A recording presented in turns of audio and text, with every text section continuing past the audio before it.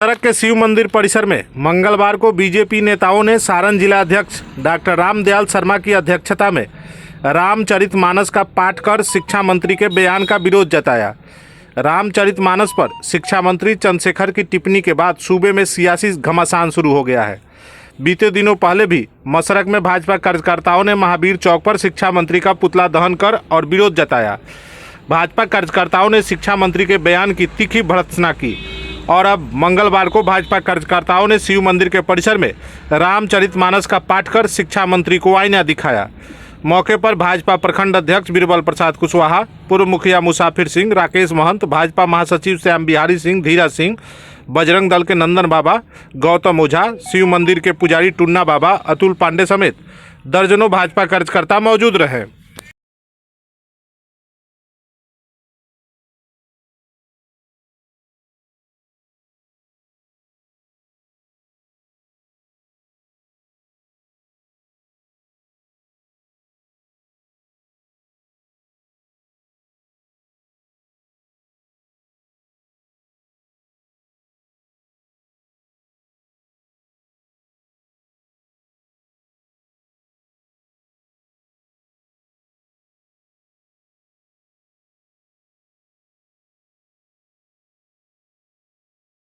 बिहार के अब तो शिक्षा मंत्री कहने में भी संकोच हो रहा है और शिक्षा मंत्री ही या कुशिक्षा मंत्री ही उनके लिए सही शब्द होगा।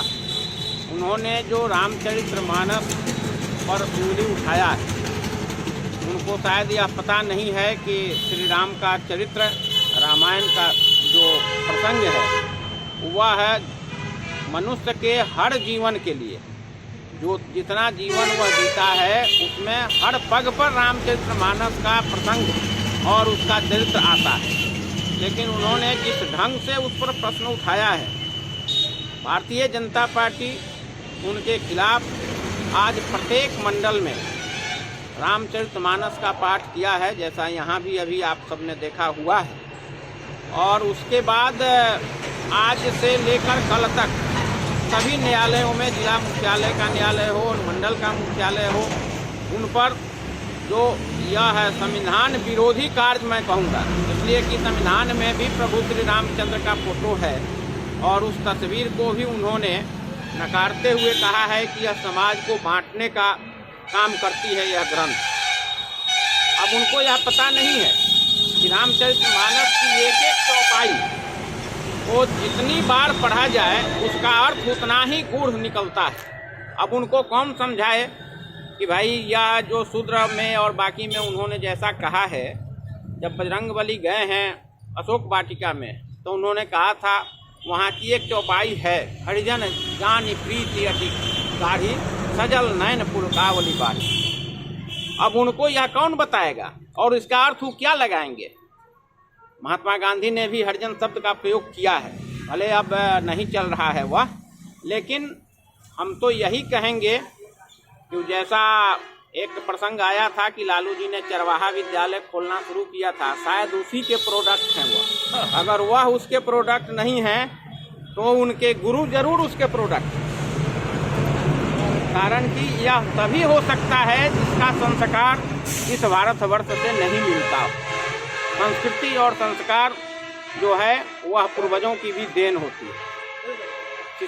शिक्षा मंत्री के नाते उन पर सभी जिला मुख्यालयों में मुकदमा होगा। क्रिमिनल अफेयर्स का मुकदमा हम लोग करने जा रहे हैं। कई जिला में तो आज दाखिल हो गया, मेरे जिला में भी आज कागज पत्र तैयार हो रहा है कि हिंदू के भावनाओं से उन्होंने खिलवाड़ किया है और उनकी अगर हैसियत है तो इसी तरह इस्लाम धर्मावलंबियों के विरुद्ध या ईसाई धर्मावलंबियों के विरुद्ध जरा बोल कर दिखाएं। केवल वोट की राजनीति के लिए किसी के मानसिक आप उसका जो है भावना जो है आस्था पर आप चोट पहुंचाएंगे और सरकार में रहेंगे भी, यह संभव नहीं है। इसलिए मैं फिर से आज एक बार उनको चेतावनी देता हूं कि वे माफ़ी मांगें, नहीं तो क्रिमिनल एक्ट उन पर लगेगा, भीतर जाएंगे। जय श्री राम, जय श्री राम, जय श्री राम। इस कार्यक्रम के उद्देश्य यही है कि जिस तरह बिहार सरकार के शिक्षा मंत्री समाज में रामचरितमानस को लेकर विद्रोह पैदा करने की उन्होंने जो कहा है, हम लोग इस पूजा के माध्यम से और इस सुंदरकांड के माध्यम से हमने ये संदेश दिया है कि सुंदरकांड और रामचरितमानस कभी विद्रोह और समाज में बांटना नहीं होता है, जबकि समाज में जोड़ना होता है। हम उनसे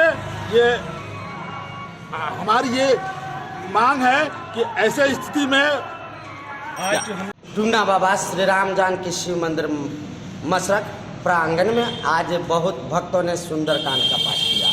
इसलिए सुंदरकांड का पाठ किया गया कि बिहार के शिक्षा मंत्री जी जो चंद्रशेखर जी हैं वह नास्तिक है, इसलिए कि उनको पढ़ने की अभी ढंग नहीं है।